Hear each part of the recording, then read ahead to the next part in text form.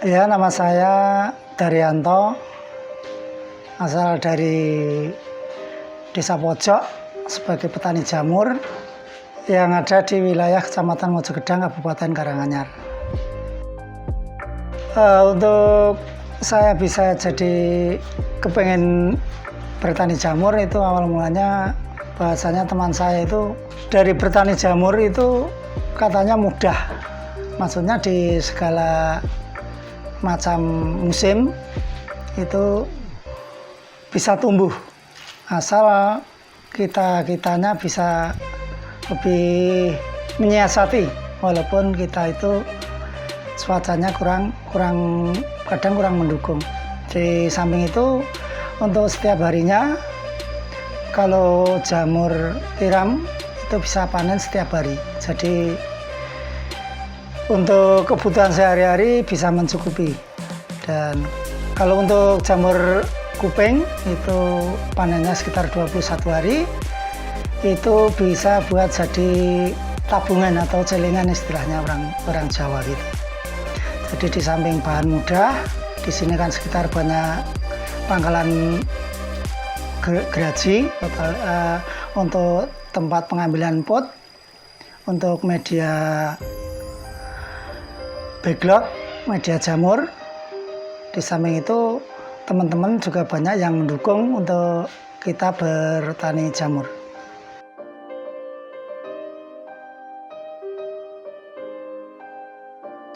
Untuk bertani jamur yang pertama kita siapkan adalah untuk pertama itu kumbung. Jadi kumbung untuk tempat untuk memelihara jamur. Untuk yang kedua kita siapkan media atau backlognya. Ya, dari backlog ini kita bisa membeli untuk pemula, dan untuk yang mungkin sudah bertani agak lama itu bisa bikin sendiri. Jadi kalau untuk bikin sendiri kita medianya dari serbuk gergaji, kemudian bekatul atau dedak, bisa dicampur dengan jagung, kemudian yang dicampur dengan kapur. Kemudian untuk kumbungnya itu dicari tempat yang agak teduh, jadi untuk perawatan bisa maksimal.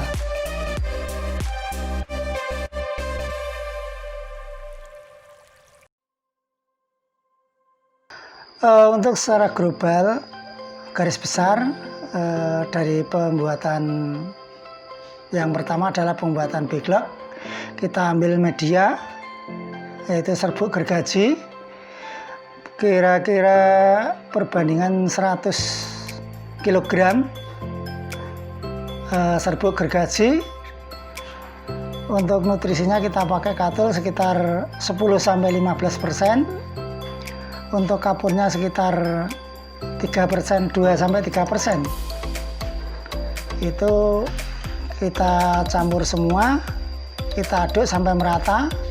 Kalau yang sudah punya mixer pakai mixer, diaduk kemudian dicampur dengan air, dengan kadar air. Kira-kira ciri-cirinya kalau dikepel, dilepas itu tidak kepiar tapi juga tidak basah.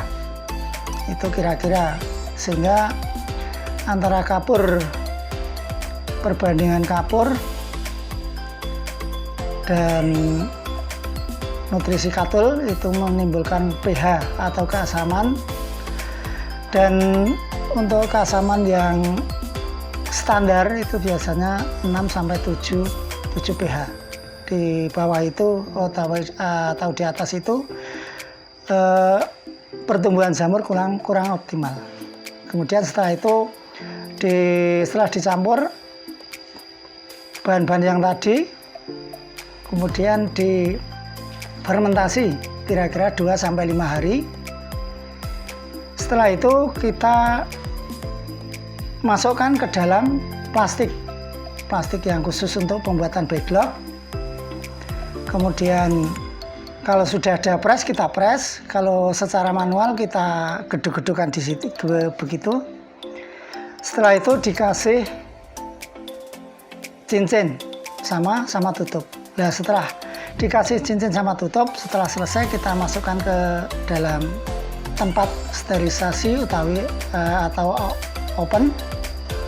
Kira-kira membutuhkan sekitar 8 sampai 10 jam itu untuk tiram. Kalau untuk jamur kuping itu memerlukan lebih banyak lagi waktu, atau biar kematangan untuk medianya itu tercukupi. Dan setelah disetim atau disterilisasi, setelah dingin kita angkat, kita bawa ke tempat ruang inkubasi, kita bawa ke tempat ruang pembibitan atau istilahnya inokulasi. Setelah diinokulasi kita tunggu sekitar 45 hari sampai miseliumnya itu full. Nah, setelah itu sekitar 80 sampai setelah miseliumnya sekitar 80 sampai 90% kita pindah ke kumbung atau ke rumah jamur. Setelah itu kita bisa menunggu hasil panen. Dan untuk sebelum kita memasukkan backlog ke kumbung, seharusnya kumbung kita sterilisasi dulu dengan pakai disemprot dengan obat disinfektan atau sejenisnya. Kemudian di bawah tempat medianya itu kita kasih kapur.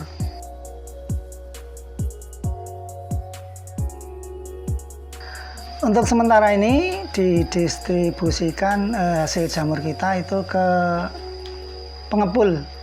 Yang pertama pengepul, untuk yang kedua itu pedagang sayur keliling.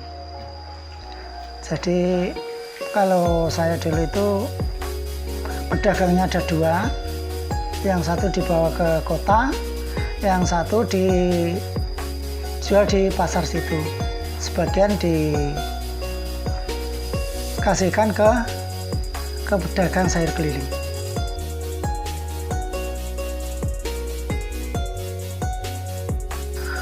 Untuk efek dari pandemi COVID-19 sangat terasa sekali, yaitu yang dahulu misalnya itu dari satu pengepul itu bisa mau muat sekitar 20 sampai 25 kilo, sekarang itu 10 kilo aja susah.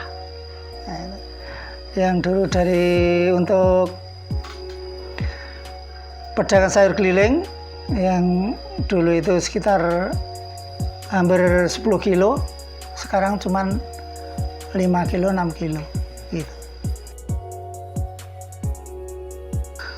Ya, untuk setelah pandemi, untuk protokol kesehatan diperketat, maksudnya sangat diperhatikan ya, untuk menghindari hal-hal yang tidak diinginkan. Masalahnya kan di media massa, di tempat-tempat keramaian itu banyak yang terjangkit COVID-19. Dan untuk produksi setelah adanya pandemi ini turun drastis ya.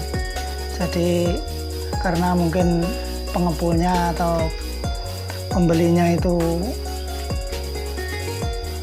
omsetnya, daya beli konsumen itu menurun, jadi berakibat atau berefek juga untuk produsennya. Dan untuk pesan-pesan untuk pengusaha lain, supaya kita walaupun pada pandemi corona ini, walaupun pada ekonomi yang kurang menguntungkan, kita harus tetap semangat. Yang penting kita itu berusaha. Masalah rezeki, masalah hasil itu ada Allah yang telah menentukan. Yang penting kita semangat.